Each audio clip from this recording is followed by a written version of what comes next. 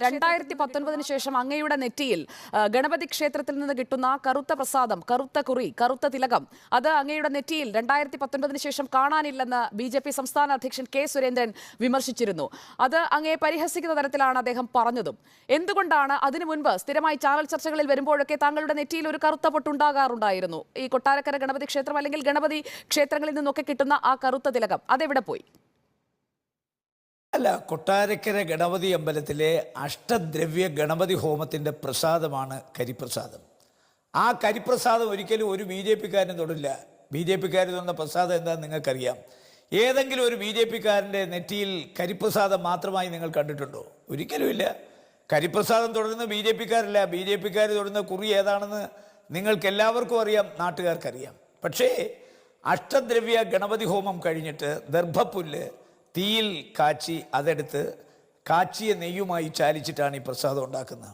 ആ പ്രസാദം കൊട്ടാരക്കര ഗണപതി ക്ഷേത്രത്തിലെ തിരുമേനി എനിക്ക് കൊടുത്തയക്കാറുണ്ട്. അത് ഒരു മാസം കൂടുമ്പോൾ കൊടുത്തു വിട്ടാൽ ഞാൻ ഈ ഒരു മാസത്തിന് അമ്പലത്തിൽ ചെന്നില്ലെങ്കിൽ വീണ്ടും എനിക്ക് കൊടുത്തയക്കും. പക്ഷേ കാസർഗോട്ട് നിങ്ങൾക്കറിയാം, ഞാൻ പാർലമെൻറ്റിൽ മത്സരിക്കാൻ വരുമ്പോൾ മീനമാസത്തിലെ ചൂടിലാണ് ഞാൻ മത്സരിക്കുന്നത്. സ്വാഭാവികമായി ഞാനന്ന് കൊട്ടാരക്കര ഗണപതി അമ്പലത്തിലെ പ്രസാദമല്ല ഉപയോഗിക്കുന്നത്. ഒരു ദിവസം ഞാൻ 4-5 മീറ്റിങ്ങുകൾ പ്രസംഗിക്കുമ്പോൾ ഞാൻ വേർത്തു കുളിച്ചതുപോലാകും. സ്വാഭാവികമായി കൊട്ടാരക്കര ഗണപതി അമ്പലത്തിലെ കരിപ്രസാദം എൻ്റെ നെറ്റിയിൽ നിന്ന് ഒലിച്ച് എൻ്റെ ഷർട്ടിലും മുണ്ടിലും ഒക്കെ വീഴാറുണ്ട്. അപ്പോൾ ഒരു ദിവസം 2-3 ഷർട്ടും മുണ്ടും മാറേണ്ട ഒരു സാഹചര്യം എനിക്കുണ്ടായി. അത് കാസർഗോട്ട് ഇതൊക്കെ അലക്കി കിട്ടാൻ വലിയ ബുദ്ധിമുട്ടാണ്. തിരുവനന്തപുരത്ത് പാപ്പനംകോട്ടാണ് ഞാനിപ്പോഴും എൻ്റെ ഉടുപ്പും മുണ്ടും അലക്കുന്നത്. അപ്പോൾ ഈ കരിപ്രസാദം ഇടാതെ എനിക്ക് ജീവിക്കാൻ പറ്റില്ല. അങ്ങനെ വന്നപ്പോഴാണ് ഞാൻ കൊടുങ്ങല്ലൂർ പോയത്. അപ്പോൾ കൊടുങ്ങല്ലൂർ വർഷത്തിലൊരിക്കൽ അവിടുത്തെ കൊടുങ്ങല്ലൂർ അമ്മയ്ക്ക് ചാന്താട്ടം നടത്തും. രാത്രി 12 മണിക്കാണ് ചാന്താട്ടം. തേക്കിൻ്റെ പൗഡർ അത് നെയ്ക്കകത്ത് പാവ് കാച്ചിയിട്ടാണ് ആ ചാന്താട്ടം ഭഗവതി അത് തണുത്ത് കഴിഞ്ഞ് ഭഗവതിയുടെ ശരീരമാസകലം തലയിലൂടെ ഒഴിക്കുന്നത്. ആ ചാന്താട്ടം ആരാണോ നടത്തുന്നത് അവർക്കാണ് പ്രസാദം. ആ പ്രസാദത്തിൻ്റെ ഒരു ഭാഗം ക്ഷേത്രം കളക്ട് ചെയ്യും. അങ്ങനെ അവർ എന്നോട് പറഞ്ഞു, സാറിൻ്റെ നെറ്റിയിൽ കുറിയിടാൻ കൊട്ടാരക്കര ഗണപതി ഭഗവാന്റെ കരിപ്രസാദത്തേക്കാൾ വലിയ കരിപ്രസാദമാണ് ഈ ചാന്താട്ടത്തിൻ്റെ പ്രസാദം. അങ്ങനെ അതെനിക്ക് അവർ തന്നു. അത് നെറ്റിയിൽ നിന്ന് ഒലിച്ചു പോകാറില്ല.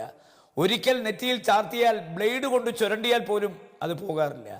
മീനമാസത്തിലെ സൂര്യൻ്റെ ചൂടിൽ ഞാനിവിടെ മത്സരിക്കുമ്പോൾ ഈ നെറ്റിയിൽ ഈ കറുത്ത കുറി അണിഞ്ഞപ്പോൾ ആ കറുത്ത കുറിയും എൻ്റെ തൊലിയും തമ്മിൽ റിയാക്ഷൻ ഉണ്ടായി. ആ റിയാക്ഷൻ്റെ ഫലമായി എൻ്റെ തൊലി പൊളിയാൻ ആരംഭിച്ചു. ഞാൻ സ്കിൻ സ്പെഷ്യലിസ്റ്റിനെ പോയി കണ്ടു.